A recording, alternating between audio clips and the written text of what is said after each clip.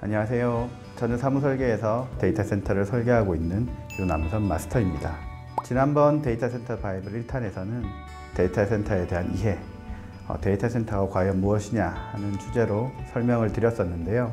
이번에는 최근 데이터 센터를 둘러싼 이슈들과 앞으로 데이터 센터의 방향에 대해서 소개를 해드릴까 합니다. 클라우드 서버의 위치를 나타낸 그림인데요. 유럽과 미국 동부, 아시아에서는 싱가포르, 일본, 한국 등에 집중된 것을 볼 수 있는데요. 그만큼 클라우드 서비스는 주요 도시를 기반으로 증가하는 양상을 보이고 있습니다. 데이터 센터의 위치도 앞선 그림과 분포도가 비슷한데요. 최근의 데이터 센터의 증가세는 클라우드 서비스와 함께 증가했다고 해도 과언이 아닙니다.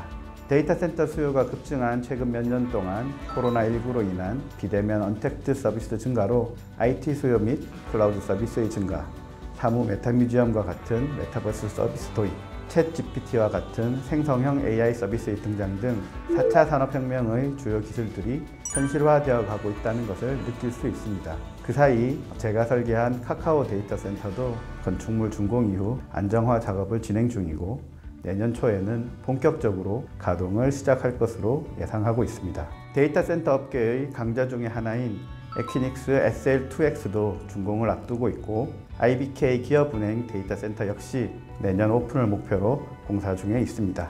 이러한 흐름에 따라 현재 국내에서도 굉장히 많은 데이터 센터가 오픈되거나 구축이 진행되고 있습니다.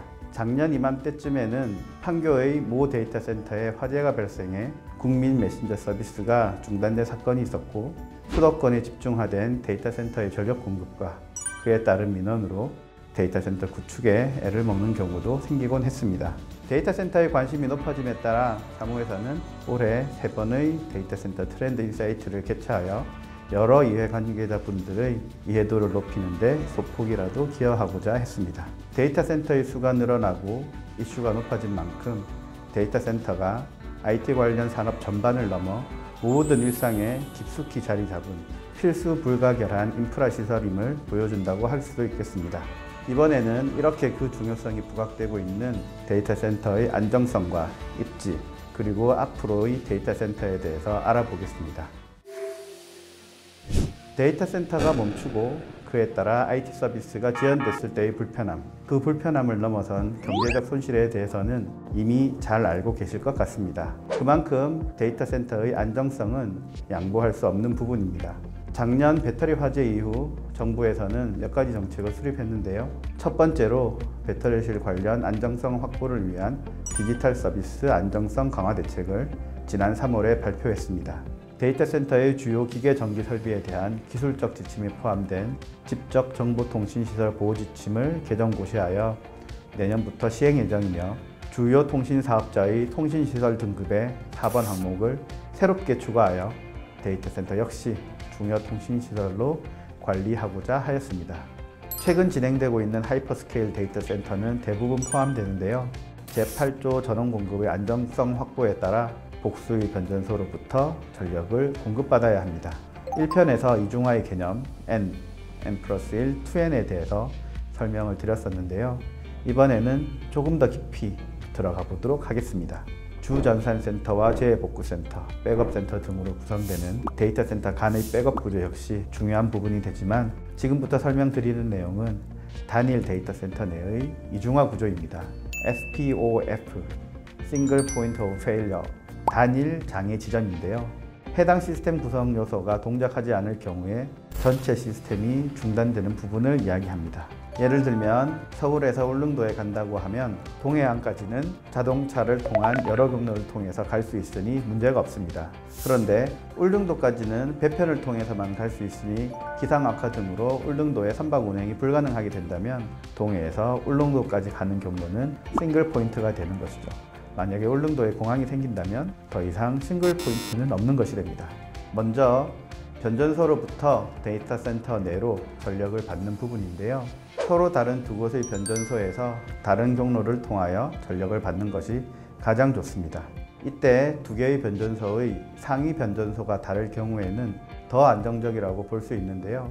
그러나 여건에 따라 한 개의 변전소에서만 받게 될 경우 변전소 내에서 서로 다른 베이를 통해서 나온 선로가 다른 경로를 통해서 데이터 센터로 공급해 주는 것이 필요합니다. 미국 TIA 942 기준을 참조하게 되면 불가피한 경우에는 자가 발전 설비로 대체하는 것도 인정해주고 있기는 합니다. 데이터 센터 내로 들어가 보겠습니다. 데이터 센터의 이중화 전력 사례를 한번 보겠습니다. 평상시에는 이렇게 잘 작동합니다. 변압기가 만약 고장이 날 경우 나머지 예비 변압기로 주 전력을 공급하게 됩니다.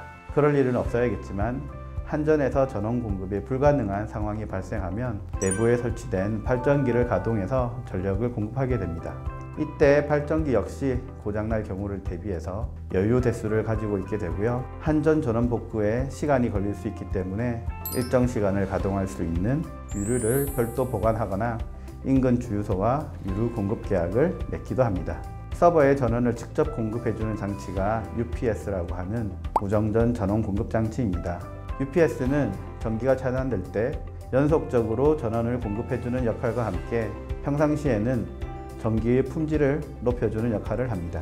UPS는 IT 장비와 직접적으로 연관되기 때문에 이중화가 매우 중요하지만 또 과도한 이중화는 초기 비용 상승을 가져오기 때문에 데이터 센터의 성격에 맞게 이중화 수준을 결정하게 됩니다.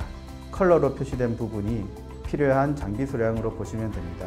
좌측은 한 대만 추가하여 N+1으로 구성한 케이스이며 가운데는 2N으로 필요한 장비의 2세트를 구성하는 경우입니다. 우측은 2세트 중에서도 한 세트를 더 설치하는 2N+1로 운영되는 형태입니다.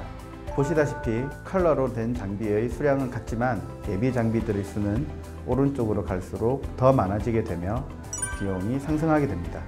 그렇기 때문에 UPS의 고장 가능성을 낮게 보는 경우에는 예비 장비를 공유해서 사용하기도 합니다.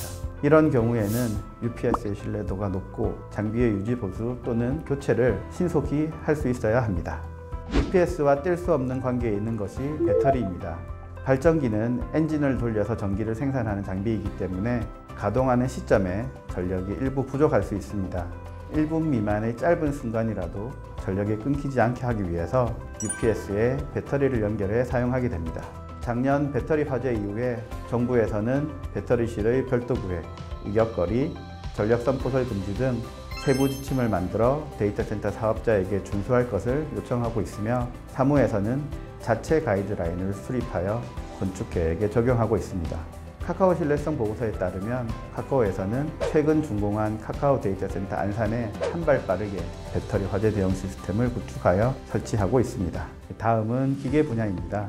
서버나 스토리지 등 IT 장비에서 발생하는 열을 식혀주는 것 역시 정상 운영에 필수적인데요. 1분이라도 냉기가 공급되지 않으면 서버에 장애가 발생되어 서비스 제공에 차질이 생기기 때문입니다. 데이터홀의 IT 장비에 냉기를 공급해주는 것이 항온항습기인데요.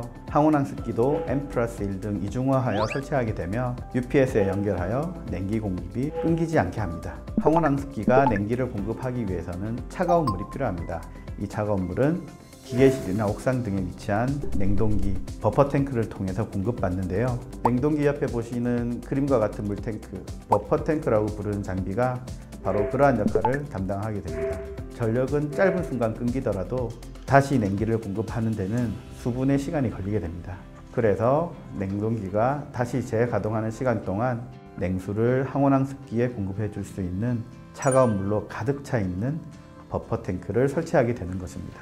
장비의 이중화 설치뿐만 아니라 전기나 통신의 케이블, 버스덕트, 기계 설비를 위한 배관 등도 방화구획된 코어 공간을 통해서 이중화 구성됩니다. 그만큼 데이터 센터는 이 자체에서 이중화하여 한 곳에서 문제가 생겼을 때에도 나머지 부분을 통해서 정상 운영이 될 수 있도록 안정성에 최우선을 두고 설계가 됩니다. 자연재해 중의 하나인 지진에 대비해서 건축물 내진 1등급 또는 특등급 이상의 설계는 기본적으로 진행합니다. 안정성을 더 추구하는 경우에는 면진 구조를 적용하는 경우도 있는데 다만 비용이나 공사 기간이 많이 상승하는 부분은 꼭 알아두셔야 할 것 같습니다.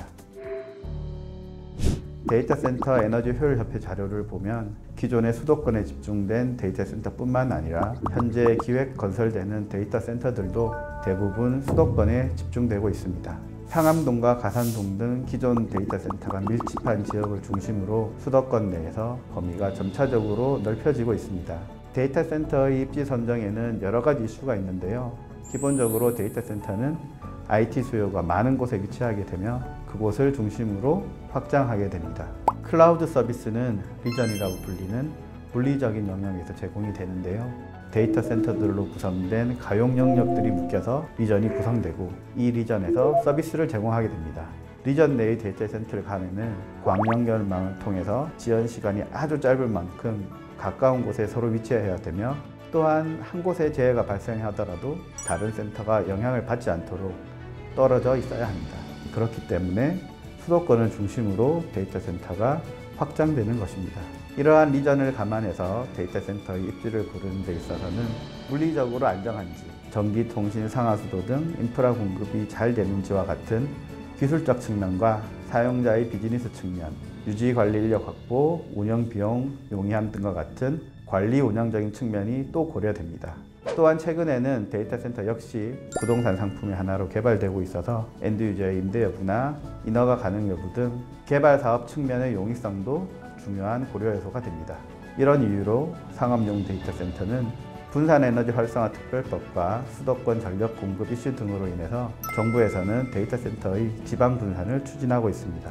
전기사업법 시행령 개정으로 한전에서 전기 공급을 거절할 수 있는 조항이 생긴 한편 분산에너지 활성화 특별법에 따라 전력 대통 영향 평가 등의 수행을 통하는 등 정부의 지방 분산 의지가 매우 강하고 향후 기업들의 RE100 달성 등을 감안하면 점진적인 지방 분산은 불가피해 보입니다. 그에 따라서 지자체에서도 다수의 데이터 센터 유치를 위한 노력을 기울이고 있는데요. 대표적인 사례를 살펴보면 강원도에서 추진하고 있는 수열 에너지 융복합 클러스터 내의 데이터 센터 단지가 있습니다. 소양강댐의 물을 활용해서 냉방 전력을 절감하는 기술인데요. 부지 조성이 완성되고 데이터 센터가 들어설 경우에 친환경적인 데이터 센터 단지로 매력이 높을 것으로 생각됩니다. 또 다른 사례는 전남도에서 추진하고 있는 해남 솔라시도 RE100 데이터 센터 파크인데요. 넓은 땅에 태양광 에너지를 활용하는 친환경 전략을 가지고 있습니다. 그 외에도 부산시에서 올해 8월 공모를 통해서 에코 델타시티 내 그린 데이터 센터 집적 단지를 추진하고 있습니다. 한국 데이터 센터 연합회의 자료에 따르면 지방 입지 시 세금 감면이나 규제 완화, 신재생 에너지에 따른 기대가 있는 반면 고객 유치나 인력 수급, 통신 인프라에 대한 우려도 상당 부분 있는 것 같습니다. 데이터 센터가 지방으로 확산될 경우 그에 따른 운영 인력 등의 지원 대책도 절실할 것으로 생각됩니다.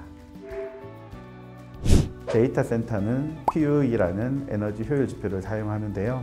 전체 전력을 IT 정비가 사용하는 전력량으로 나눈 값입니다. PUE가 1.0이면 IT 장비에만 전력을 쓰는 아주 이상적인 상태를 말합니다. 최근 데이터 센터는 정부의 정책이나 ESG 이슈와 맞물려서 PUE 1.3 이하로 설계되는 것이 추세인데요. 기타 전력 중에서도 장비의 냉각에 사용되는 전력을 최소화하는 것이 PUE를 낮추는 데 아주 중요합니다. 한전에서 받을 수 있는 전력량이 한정되어 있기 때문에 PUE가 절감된다는 것은 IT 전력 사용량을 늘릴 수 있다는 의미이며 판매할 수 있는 IT 서비스가 많아지고 운영비는 줄어들어서 상업용 데이터 센터는 수익성 향상으로 이어지는 경제적 효과도 있습니다. 즉, 에너지 절감이 경제적 효과로 연결된다고 하겠습니다. 각 데이터 센터의 친환경 노력을 살펴보면 태양광 패널을 디자인 요소로 외벽에 적극 활용하여 패널 설치 면적을 극대화하기도 하고 서버를 식히고 남은 폐열을 온실의 난방으로 활용하거나 스노우 멜팅 설비에 적용하기도 합니다. 아주 추운 지방의 경우에는 지역 주민을 위한 난방으로 제공하기도 합니다. 앞으로의 데이터 센터는 어떻게 될까요? 단기적으로는 경기 상황이나 수요 공급 등 여러 가지 변수가 있을 거지만 중장기적인 예측은 해볼 수 있을 것 같습니다. 의료기술과 산업이 발달하고 중장년층 비중이 늘어감에 따라 실버 산업이 성장하는 것과 마찬가지로 데이터 센터 산업은 데이터의 증가세로 예측해 볼 수 있을 것 같습니다. 멜빈 봅슨 교수님의 논문에 따르면 앞으로의 데이터 증가 속도는 더 빨라질 것으로 예상됩니다. 최근 10여 년간의 데이터 센터 산업 증가는 게임, OTT 서비스, 유튜브 등 폭발적으로 증가한 비정형 데이터와 그에 따른 클라우드 서비스 증가가 그 요인이었다고 할 수 있겠습니다. 오픈 AI의 챗 GPT를 필두로 해서 아마존, MS뿐만 아니라 네이버, 카카오 등 국내외 주요 빅테크 기업들에서도 AI 도입에 박차를 가하는 것으로 알려지고 있습니다. 이에 따라 많은 데이터 센터 전문가들은 AI로 인한 데이터 센터 수요 붐이 다시 한번 찾아올 것으로 예상하고 있습니다.